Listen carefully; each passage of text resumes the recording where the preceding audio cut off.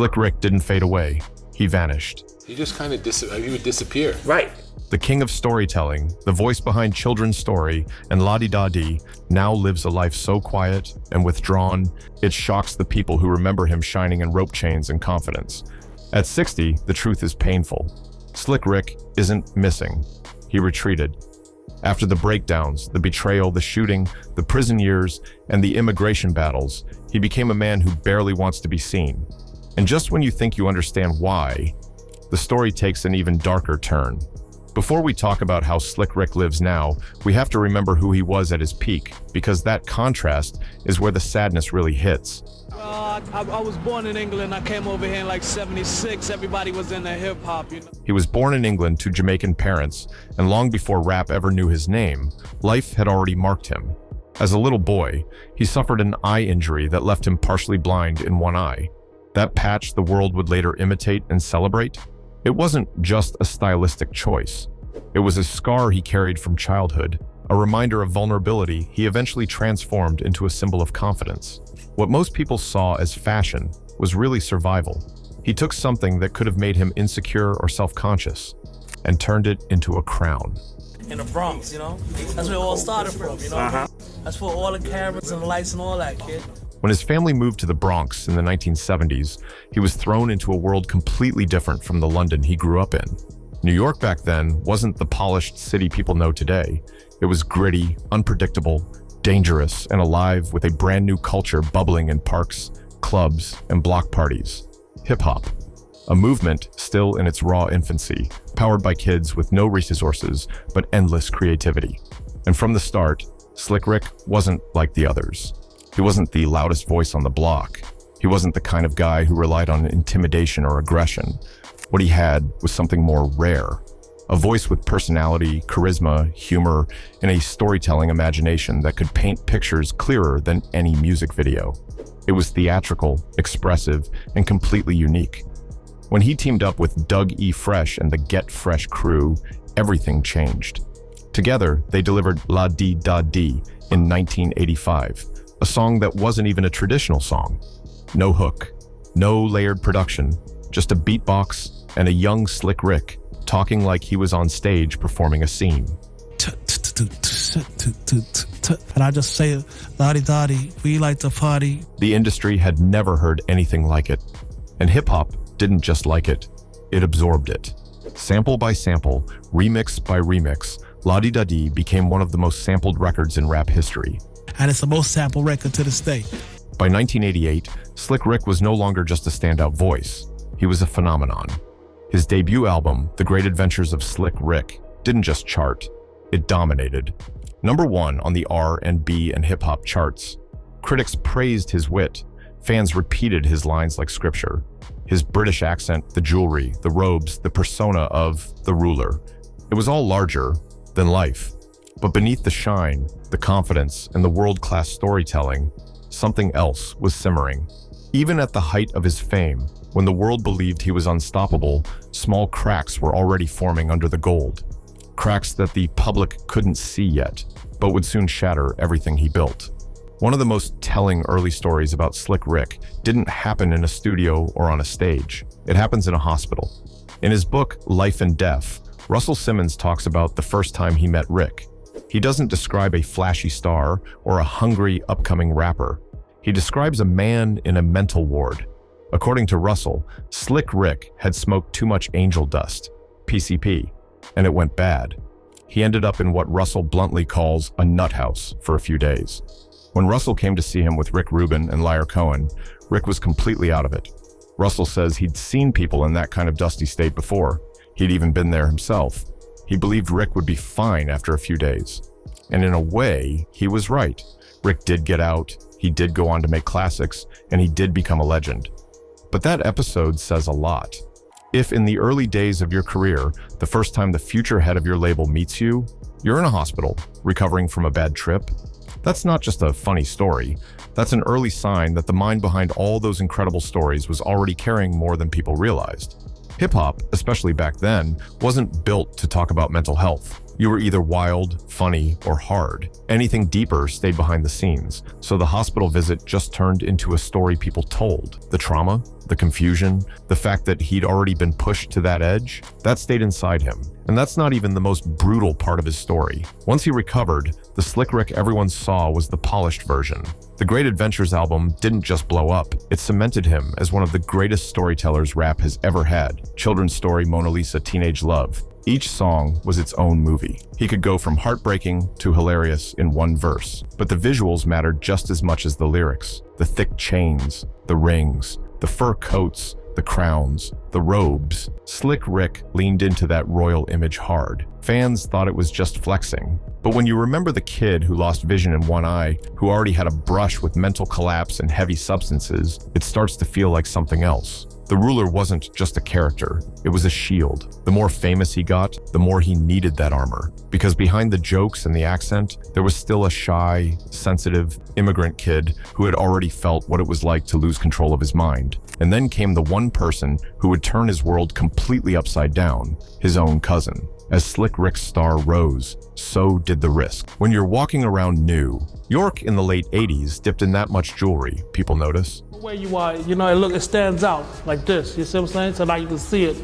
His mother, trying to protect him, did what a lot of families would do. She kept protection in the family. She hired his cousin, Mark Plummer, as his bodyguard. Mark Plummer was my cousin. He was hired as a bodyguard. On paper, it sounded perfect. Family, trust, loyalty. In reality, it was a disaster. Mark wasn't a cartoon version of the streets like some of Rick's characters. He was the real thing. And it wasn't long before the dynamic flipped. Instead of protecting Rick, Mark started taking advantage of him, extorting him, getting hold of his jewelry, buying properties under pressure, and using fear as a weapon. Imagine that. You finally make it. You come from London to the Bronx, grind your way into hip-hop royalty, and the person who's supposed to guard your life starts bleeding you dry. This wasn't a random robber. This was blood. Rick tried to cut him off. He fired him, but Mark didn't just walk away. He pushed harder. Things escalated. According to Rick's own account, the threats became direct. Threats against him, threats against his mother. One day, he came home and found bullet holes in his front door. Mark even tried to force money from him. At that point, the storytelling stopped being fiction. The paranoia, the fear, the sense that the world was closing in, it was real. And that's when Rick made the decision that would change his life forever. On July 3rd, 1990, Slick Rick snapped. After getting a call that his cousin was in the neighborhood looking for him, he got into his car, and this time, he wasn't just wearing jewelry, he was carrying it. In the trunk of his car, he had 6 loaded weapons, including machine pistols and a shotgun. What happened next is simple to describe, but impossible to fully rewind. He spotted Mark. He opened fire. He missed his cousin. One bullet hit an innocent bystander, wounding someone who had nothing to do with their feud. Another bullet grazed Mark's foot. Rick tried to get away, panicked, lost control of his car, and crashed into a tree. The police were there within minutes. The fantasy of the ruler evaporated. The man behind the character was in handcuffs. He pled guilty to 2 counts of attempted murder and other weapons charges. He called it self-defense, and when you look at the threats, the extortion, the bullet holes in his door, you can see how he would feel that way. But the court saw something else. A rapper with guns, a violent incident, a danger. The media had a field day. The same system that had crowned him a star suddenly boxed him in as another violent rapper. The details, the history with his cousin, the fear, the manipulation, got flattened into headlines. In the eyes of the public, Slick Rick went from legendary storyteller to cautionary tale overnight. And as bad as that sounds, that's not the part that truly broke him. After the sentencing, Slick Rick didn't just go to prison. He stepped into a chapter of his life that would change him forever. He was supposed to serve time for the shooting incident, and he did. But what nobody expected was the second battle waiting for him behind those walls. A battle that had nothing to do with the crime and everything to do with where he was born. The court sentence was only the beginning. What came after was an entirely different kind of punishment, one that dragged on long after he thought he'd paid his debt. Rick ended up spending around 5 years locked away. 5 years of my life went to waste, you know what I'm saying? So I definitely have remorse, I spoke to because an innocent bystander also got hit in the foot when I caught the case, you know what I'm saying? So me and him been on good terms now, you know what I'm saying? I spoke to him, told him, Only about 2 of those years were tied to the actual charges. The rest came from something far more complicated and terrifying: immigration. To hip-hop, Slick Rick was a New York artist, a Bronx legend, a cornerstone of what storytelling and rap could be. But to the Immigration and Naturalization Service, the INS, he was something else entirely. He was a foreign-born resident with a criminal conviction, and that label changed everything. Even though he grew up in New York, even though his career was built in New York, even though he became Slick Rick in New York, none of that mattered in the eyes of immigration. He had come from London as a kid, and technically, he wasn't a US citizen. So instead of simply doing his sentence and going home, Rick suddenly found himself trapped in a legal maze. A maze designed not to rehabilitate, but to evaluate whether he even deserved to stay in the country he helped influence. It became a cycle: appeals, interviews, hearings, delays, paperwork, more waiting. Every time he thought he was close to getting out, another barrier appeared. He wasn't just a prisoner anymore. He was a case file, a debate, a decision someone else would make behind a desk miles away. Meanwhile, the world outside was evolving at an unbelievable speed. Biggie was rewriting the East Coast. Snoop and Dr. Dre were reshaping the West. Nas was crafting Illmatic. Wu-Tang was changing the entire structure of rap groups. While hip-hop was entering its most historic decade, Slick Rick was stuck in a place where every day was the same. Cold floors, locked doors, fluorescent lights, guards shouting names he couldn't afford to ignore.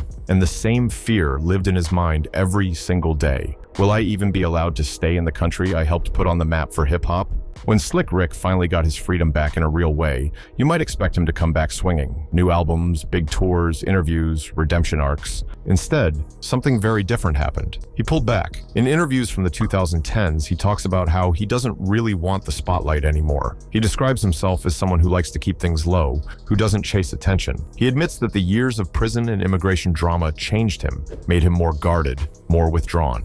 The man who once projected larger-than-life confidence now seemed to move carefully, slowly, almost like every step in public had to be calculated. You can see it in his body language. In recent interviews and appearances, he speaks softly. His movements are smaller. There's a weight behind his eyes. He's polite and respectful, but there's an invisible wall. Like he's always keeping part of himself in a safe room nobody else gets to enter. Online, fans notice. One person watching him said they'd seen him repeatedly insist he didn't want all this new attention and that they genuinely hoped it was just a modest, I don't need the spotlight attitude, not a sign that he truly disliked the experience. Another observer replied that based on how physically uncomfortable he looked, they were pretty sure he really did want it all to end so he could get his peace back. Someone else chimed in, saying they understood him as a fellow human who prefers to live mostly incognito. Another person thanked him for the inspiration, even if he was, in their words, just doing your job, before joking about cheering both him and an athlete on at the same time. Those aren't haters. Those are people who love him and are worried about him. They're reading his energy and seeing something fragile beneath the surface. They see a legend who doesn't look like he's enjoying being seen. And that, more than anything, is where the sadness in how he lives at 60 starts to sink in. Because he's not just avoiding drama. It feels like he's avoiding connection. He also isn't alone. His wife, Mandy, has been by his side through court dates, immigration hearings, the chaos, the re-entry into the world. They keep a very private life in New York. No reality shows, no oversharing, no messy dramas online. Just a small, tight circle. Just when it seemed like Slick Rick had settled into a life of pure, low-profile privacy, he surprised people again. After nearly 3 decades without a new album, he came back with a project called Victory. This wasn't just some random EP thrown together for nostalgia. It was a full visual album, most of it self-produced, with him handling about 95% of the production. He shared executive producer duties with Idris Elba. Yes, that Idris Elba, the Emmy-nominated actor who also DJs and occasionally raps. The album also featured artists like Nas, Giggs, and Estelle. For someone who'd been so quiet for so long, this was huge. He described the mentality behind it in a very grounded way. He talked about how you go from being a young adult to middle age to being an older man, and how your mentality has to grow with that. He wasn't trying to pretend he was still the same guy from 1988. He wasn't chasing trends. He was making something that reflected who he is now. He wrote and recorded the album across different places, going back to his birthplace in London, spending time in France, then filming visuals in the United States, the United Kingdom, and parts of Africa. It's the kind of project that doesn't scream comeback tour as much as it whispers final statement. Not in a morbid way, but in a mature, reflective way. Seeing him in those visuals is bittersweet. On one hand, it's proof that the spark is still there.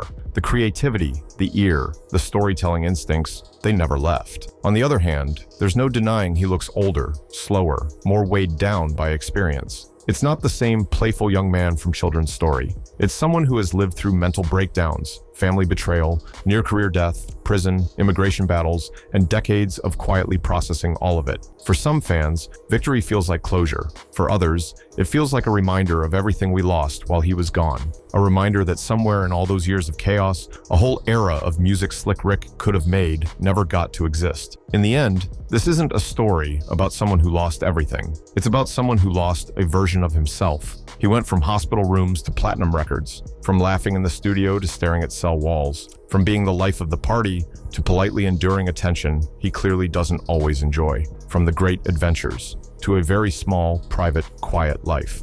That life might look peaceful from the outside. No scandals, no messy headlines, no outbursts, just a man, his wife, his royalties, and his memories. But when you understand the road he took to get there, you start to feel the weight behind that peace. Because for some people, peace isn't a soft landing. It's the place you crawl to after you've been through too many storms. So what do you think? When you look at Slick Rick today, the cautious smile, the low voice, the careful appearances, the long gaps of silence, do you see a man living a sad life at 60? Or do you see someone who finally chose himself over the spotlight, even if that choice looks lonely from the outside? Drop your thought, your memories of his music, and how you see his journey now. Because for a legend like Slick Rick, the story didn't just stop when the charts moved on. It kept going, quietly, painfully, and in a way that says a lot about what fame really cost once the cameras turn off. And just when you think this is where the story ends, remember, as long as people are still asking, remember Slick Rick, his voice, his pain, his victories,